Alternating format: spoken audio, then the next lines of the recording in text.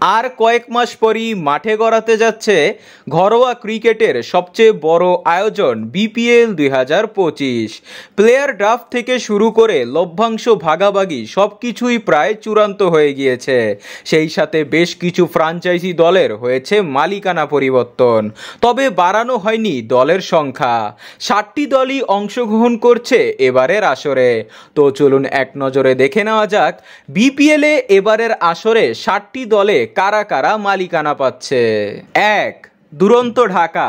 ঢাকার আগের মালিক ছিল নিউটেক্স গ্রুপ এবং এই গ্রুপের অধীনে ঢাকার নাম ছিল দুরন্ত ঢাকা। তারা তাদের মালিকানা সত্তা বিক্রি করে দিয়েছে রিমা খাল্লের নামে একটি কোম্পানির কাছে। এই কোম্পানির সাথে সরাসরি সম্পৃক্ত রয়েছে চিত্রনায়ক সাকিব খান, চিত্রনায়ক ইমন ও ওয়ালটন কোম্পানি। সাকিব খান মালিকানা পাওয়ায় ঢাকা দলের নতুন করে নাম হয়েছে ঢাকা হারলিন। 2. চট্টগ্রাম চ্যালেঞ্জার্স। সরকার পতনের পর চট্টগ্রাম চ্যালেঞ্জার্সকে নিয়ে শুরু থেকেই চলছিল ধোঁয়াশা।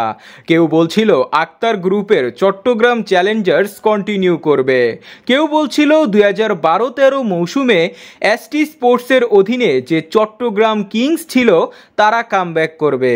তবে শেষ মুহূর্তে বোঝা গিয়েছে যে আক্তার গ্রুপের চট্টগ্রাম চ্যালেঞ্জার্সই থাকছে। 3. খুলনা টাইগার্স। বিপিএলের প্রায় প্রতিটা আসরেই খুলনা টাইগার্স অংশগ্রহণ করেছে। একবারও শিরোপার স্বাদ না পেলেও একবার তাদের মালিকানা পরিবর্তন হয়েছে। তবে শেষ 3-4 বছর ধরে মাইন্ডট্রি লিমিটেড কোম্পানির অধীনে তারা বিপিএলে অংশ নিচ্ছে। তারাও এবারের বিপিএলে থেকে যাচ্ছে এবং তাদের মালিকানা পরিবর্তন হচ্ছে না। 4. কুমিল্লা ভিক্টোরিয়াস। বিপিএলের ইতিহাসে সবচেয়ে সফলতম ও শক্তিশালী দল হলো কুমিল্লা ভিক্টোরিয়াস। নাফিসা কামালের অধীনে 4 বার চ্যাম্পিয়ন হয়েছে তারা।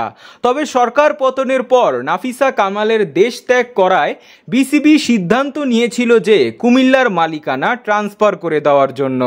এরই মধ্যে কুমিল্লাকে কিনতে বিসিবিকে প্রস্তাব দিয়েছে কুমিল্লার 3-4 বছর ধরে প্রধান স্পন্সর অরিয়ন কোম্পানি। তারা আগেও 2 বার খুলনার হয়ে বিপিএল খেলেছে। বিসিবি অরিয়ন কোম্পানির পরিচয় ও অভিজ্ঞতাকে সম্মান করেছে এবং কুমিল্লার মালিকানা তাদের হাতে দেওয়ার চান্স 80%।